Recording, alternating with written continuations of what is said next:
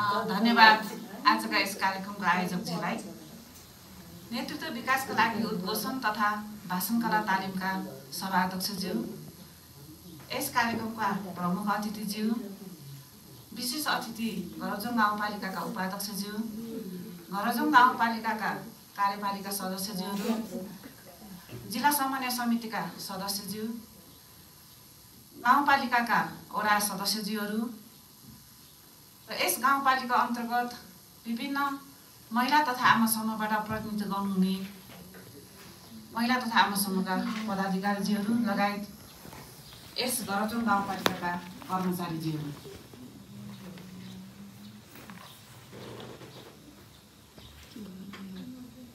हामीले यस गाउँपालिकाले नेतृत्व विकासका लागि उद्घोषण तथा भाषण कला तालिम राख्नुको मुख्य उद्देश्य हाम्रा महिला दिदीबहिनीहरूको क्षमता वृद्धि गर्ने, उहाँहरूको नेतृत्वसिपमा विकास गर्ने उद्देश्यले नै यो कार्यक्रमको आयोजना गरेका थियौँ र यो वर्ष हामीले यो कार्यक्रमलाई चाहिँ सफल रूपमा पाएका छौँ। किनभने यस गाउँपालिकाभित्र रहेका सम्पूर्ण महिला तथा आमा समूहकाबाट प्रतिनिधित्व गरेर आउनुभएको छ। त्यसैले नै हामी यो कार्यक्रम सफल भएका मानेका छौँ।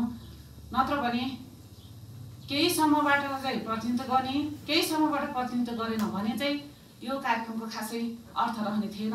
यो मानेमा चाहिँ हामीले यो कार्यक्रममा चाहिँ सफल भएको मानेका छौँ।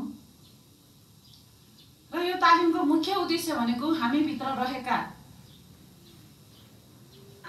रहेका आफ्नो कलालाई, आफ्नो क्षमतालाई चाहिँ बाहिर लिएर उजागर गर्नु नै यसको मुख्य उद्देश्य रहेको छ। र त्यसको साथै यो कार्यक्रमको अर्को उद्देश्य नै के रहेको छ भने अहिले हामी महिला दिदीबहिनीहरू हिजोको दिन जस्तो हामी घरको चुलो चौकोमा मात्र सीमित छैनौँ। हामी चाहिँ बाहिर आएर आफ्नो लागि, समाजको लागि र यो राष्ट्रको लागि केही न केही काम गर्नुपर्ने भएको हुनाले त्योसम्म आउनको लागि चाहिँ यो तालिमले चाहिँ तपाईहरुलाई थप सहयोग पुग्नेछ भन्ने आशाले पनि यो कार्यक्रमको आयोजना गरेका हौँ।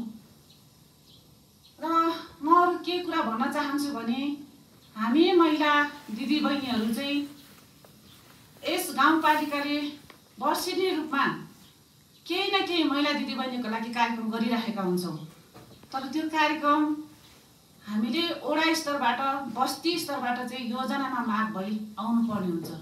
तर कुनै पनि यस्तो कार्यक्रम छैन कि जुन चाहिँ महिला दिदीबहिनीहरूले आफ्नो मनले मागेर वडा बस्ती स्तरबाट आएको कार्यक्रम चाहिँ प्राय कुनै पनि छैन।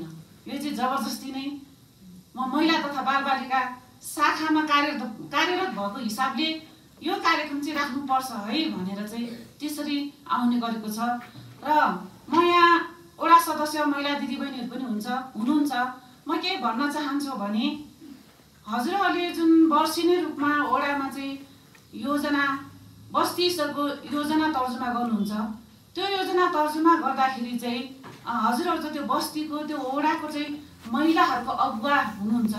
तपाईहरुले चाहिँ के गर्नु पर्यो भने हाम्रो महिला दिदीबहिनीहरूलाई चाहिँ एउटा भेला गराएर हुन्छ कि अथवा उहाँहरूलाई चाहिँ महिला तथा आमा समूहमा चाहिँ एउटा सूचना दिएर हुन्छ कि आगामी आउने वर्षमा चाहिँ तपाईलाई के कस्तो खालको कार्यक्रमहरूको आवश्यक पर्छ भनेर तपाईहरुले चाहिँ त्यहाँ गएर सहजीकरण गर्नुपर्ने हुन्छ। र म तपाईहरुलाई आग्रह पनि गर्न चाहन्छु कि अब हामी आर्थिक वर्ष 82-83 को लागि कार्यक्रम बनाउने बेला पनि आइसकेको छ। त्यो कार्यक्रमको बेलामा चाहिँ तपाईहरुले चाहिँ महिला दिदीबहिनीहरूको चाहिँ क्षमता वृद्धि गर्नको लागि, उहाँको सिपमा वृद्धि गर्नको लागि, उहाँको नेतृत्व विकास गर्नको लागि र उहाँको आय स्तर वृद्धि गर्नको लागि चाहिँ के कस्ता खालका कार्यक्रमहरूको आवश्यक पर्छ, त्यो खालको कार्यक्रमहरू चाहिँ अब आउने योजनामा चाहिँ बस्ती स्तरबाट वडामा माग भई ल्याइदिनु हुनको लागि चाहिँ हामी महिला जनप्रतिनिधिहरूलाई चाहिँ म धेरै अनुरोध गर्न चाहन्छौँ। र तपाईहरुले यदि कार्यक्रम ल्याइदिनु भयो भने, तपाईहरुको माग आइदियो भने हाम्रो शाखाले पनि यो कार्यक्रम राख्नलाई चाहिँ एकदम सजिलो हुनेछ। जति पनि कार्यक्रम म राख्छु, म आफ्नो तर्फबाट राख्नुपर्ने हुन्छ र म आफ्नै तर्फबाट चाहिँ यहाँ लबिङ गर्नुपर्ने हुन्छ कि यो कार्यक्रम नै चाहिन्छ भनेर। कमसेकम तपाईहरुको बस्ती स्तरबाट महिलासम्मबाट आमासम्मबाट चाहिँ योजनाहरू आयो भने उहाँहरूको मागै रहेछ, उहाँहरूको चाहिँ यो कार्यक्रम चाहिँ नगरी हुन्न भन्ने उहाँहरूको माग छ। यो मागलाई चाहिँ हामीले पुरा गर्नुपर्छ भन्ने हिसाबले चाहिँ मैले आफ्नो शाखाको तर्फबाट राख्न मिल्ने थियो। त्यही भएर आगामी वर्षमा चाहिँ तपाईँहरूले यस्ता खालको कार्यक्रमहरू ल्याइदिनु हुन म हार्दिक अनुरोध गर्दछु। र यो तालिममा जति पनि तपाईँहरू आउनुभएको छ, एउटा प्रतिनिधिको रूपमा आउनुभएको छ। कुनै समूहबाट 2 जना, कुनै समूहबाट 3 जना आउनुभएको छ। सबैजना महिला दिदीबहिनीहरूलाई समेटेर हामीले यो तालिम सञ्चालन गर्न सकेका छैनौँ। त्यसैले तपाईँहरूले अगुवाईको रूपमा आउनुभएको हुनाले तपाईँहरू यो तालिम लिएर फर्किसक्नु भएपछि चाहिँ आफ्नो समूहमा चाहिँ जति पनि सिकेका कुराहरू छन् त्यो कुराहरू चाहिँ तपाईँहरूले सिकाउनु पर्ने पनि हुन्छ। र तपाईँहरूको समूहमा प्राय जस्तो प्रत्येक महिना नभए पनि 2 महिना 3 महिनामा चाहिँ प्रत्येकको बैठक बसिरहेको हुन्छ। त्यो बैठकको बेलामा पनि तपाईँहरूले पालै पालो गरेर जसरी हामीले कुनै कार्यक्रमहरू सञ्चालन गर्दाखेरि हामी कसरी गर्छौँ भन्छौँ, त्यही अनुसारको कार्यक्रम चाहिँ तपाईँहरूले त्यहाँ सञ्चालन गर्ने प्र्याक्टिस गराउनु होला। प्र्याक्टिस गऱ्यो भने पक्कै पनि अरू दिदीबहिनीहरू पनि तपाईँहरू जस्तै अगाडि आएर बोल्न सक्ने हुन्छ।